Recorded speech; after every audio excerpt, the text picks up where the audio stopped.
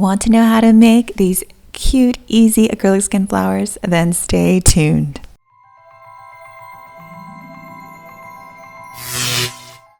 Aren't these the cutest? And they're perfect for making crafts like I'll show you at the end. But these are so simple and easy to make, and I'm going to show you how to make them.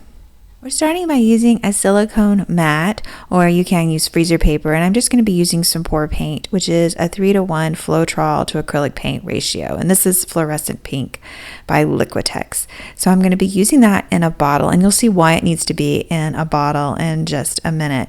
Another thing you can do is use these little stamps. They are just little hole cutters basically, and you can just take your skins, acrylic skins, because we're going to be making some, but you can take existing skins and you can just clip them out, take the little circles and kind of pull them a little bit so they're not completely round, and you can use these for the flower petals as well. But I'm going to be showing you how I made the ones that you just saw, and that was by using this method.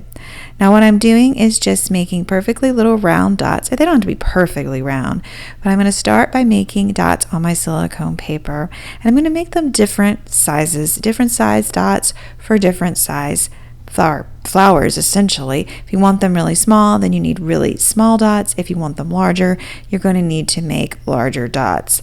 And also, even if you use small ones, if you want to do the cap that I'm going to show you how to make on the bottom, then you're going to need to use a few larger ones as well. So I'm just making a few more. The larger ones are for the cap. So you can see the size difference between the smaller ones and the larger ones. Now this is some gold pour paint that I've mixed up, and I'm just going to be making some medium-sized dots. These are going to be the centers of my flower for contrast. This is Decor 24 karat gold. And now that we're finished, we're just going to put these away to dry.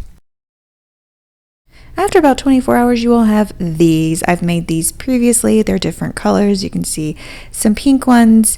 They didn't dry quite right because I put them on cold concrete. I wouldn't advise that, but these are perfect, these little purple ones. So we're going to make a purple flower, and I'm going to show you how I go through the process of doing it. One thing you may want to do before you get started is to thin out your petals a little bit, these little round dots. You can wrap them around something that is round and kind of thin them out and make them look a little bit more organic and petal-like. I'm not going to be doing this for this particular flower, but it is a way to get a very pretty, very delicate flower. Just thin your skin out a little bit. It's the same thing you would do if you were making a clay flower. So there's an FYI. I'm going to start with 12 gauge aluminum wire. You can use the green floral wire if you want to. You only need a couple of inches for the smaller flowers, and I'm just going to clip that off with my wire cutters. And that should work. And what I'm going to do is just turn the end over. I do not want the wire to be sharp. It'll go right through my skin. So I'm just going to crimp it down. You can usually do it with your fingers, even if the wire is soft enough. We're going to do the very center of the flower that you see here, the gold contrasting part. I'm just going to take one of my little discs, my gold disc, and I'm going to wrap it around the place that I crimped on my wire. And if your skins are very new, and they're going to just stick right on there. They're going to stick together. This doesn't work really well with old skins, but when they're new like this, they're very malleable and very sticky, and they stick right on, just like this. And we're ready to add our petals. Now, I am going to be using resin today, UV resin, just like this, and I'll put that in the link below. And I'm going to be using a UV flashlight. But you can use the kind of UV light made for nails. So if you have that handy, it works great as well. And there are stands for these lights as well that make this a little easier, but I want to make sure you can see everything. I'm just going to take a little bead of my resin, and I'm going to add my light, because that is how you cure the UV resin if you've never used it. It just takes a second when it's this small to really cure it, so we can move on to the next step. But you can use glue for this if you want to, something like E6000 you can use, or even diamond glaze, but I really don't even need that. But I'm just going to add just a little bit of my resin, and I'm going to add my first petal. Now As soon as I add the first petal, I'm just going to use my light just for a minute. It just allows it to set up. It doesn't have to be perfectly cured at this point because I will set this under my light at the end and let it cure more. It just makes it sticky, kind of like glue, so that it will stay in place. And I've grabbed my tweezers, my little craft tweezers. It just makes it a little bit easier so my fingers don't stick together. And I'm just going to add my next petal. I have enough resin on there right now that I don't really need extra glue, but if you need a little dollop of the glue, and now I'm calling it glue, resin, and I'm just going to cure that right into place and build my flower petal by petal. You can see that the skins are still malleable. They're not completely hard. You can still move them around, have a nice organic look about your flower.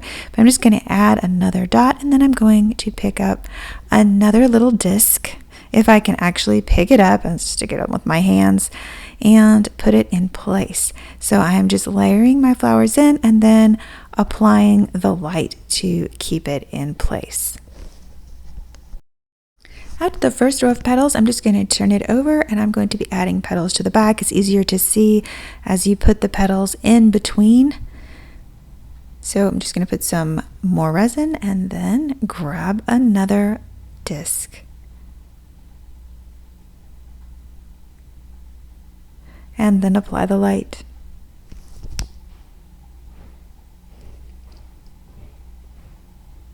If the UV resin seems daunting, do use the E6000. It works pretty well with this. It's a little bit messy and stinky, but you can use glue.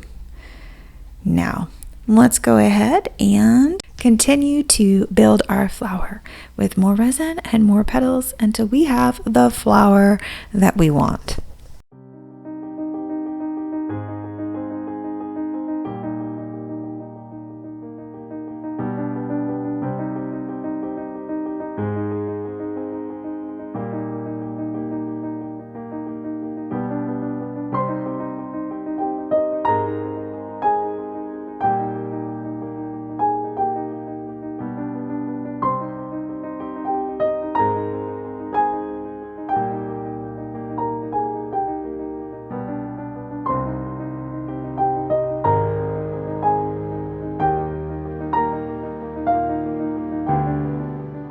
If holding your flower gets tedious, you can just stick it in the bottom side of a cup and then either hang your light or hold your light over it that way. It's a little bit easier.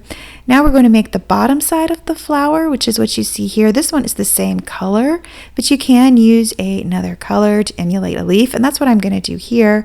I've made these green skins here, kind of in a cross pattern, and that's going to be the cap at the bottom of the flower, the little leaves on the bottom of the flower, and I'm just going to push that up my wire until it reaches the bottom, and then I can resin that right in place.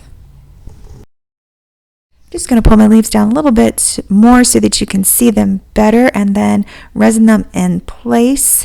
This one is a little bit smaller flower than the pink one, and so I could have made the green part of the flower a little bit larger, but we'll work with what we have. I'm just going to cure it into place and pull my leaves around so that they look good in the way I want them to, and then I can put on any of the finishing details after that. I'm just going to make sure I've got a good cure on this now, and there's nothing sticky on this as I move on to my finishing details. Now I'm going to be using a little bit of DecoArt Extreme Sheen 24 karat gold. I always have that handy, and since this is a really dark flower, I'm going to add a little bit of 24 karat gold detail on the edges because it's going to show up. But this is the time to do any finishing detail that you want to add to your flower with paint. And just going to smear some on with my fingers, but it's good to go. When I'm done and when I'm happy with it, I'm just going to add some resin all around the flower. Skins tend to get brittle over time, or they can collapse. Now this one is made with resin, so it's not going to collapse very easily here, but I am going to put some to protect the petals, especially if I'm going to be using this for a craft project and I want to make sure that I don't have any breakage going on. This is going to make my flower hard. It is also going to protect my flower, protect my skins more than anything.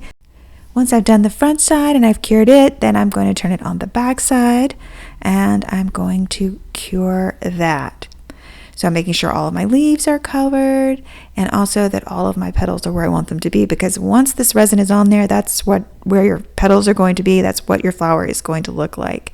And these little silicone brushes do really well to kind of spread that resin out, and they're so easy to clean. So when you're totally done, this is what you have. I do advise putting this flower under a resin light for a while, or you can stick it out in the sunlight. Now, this is diamond glaze, and you can use that to coat your flower with as well. It's not quite as strong as the UV resin, but this is what you have when you're done, and you can make all kinds of crafts with it. This is a little barrette and has a little tray on it, and I can show you how you can make this to sell or to give as a gift. They really work great for all kinds of crafts. So what I'm going to do in order to attach it to the tray is I need to get rid of the little metal piece on the back. I don't need it for this. It's not going to sit flat with it. So I'm just going to take my little snips and I'm just going to snip off the back so that it will fit right onto the tray. And we're just going to, you can buy these little barrette trays online, and I'll put a link below for that. But you're just going to snip it right off. You don't need that anymore. So once you have that completely snipped off flush, you can add it to the tray. And to do this, I do use my E6000. I had that over on the side. This works pretty well for gluing it in pretty much permanently. Yes, you could yank it off if you really wanted to, as you can do anything, but I'm just going to put some in the tray and then I'm going to attach my flower.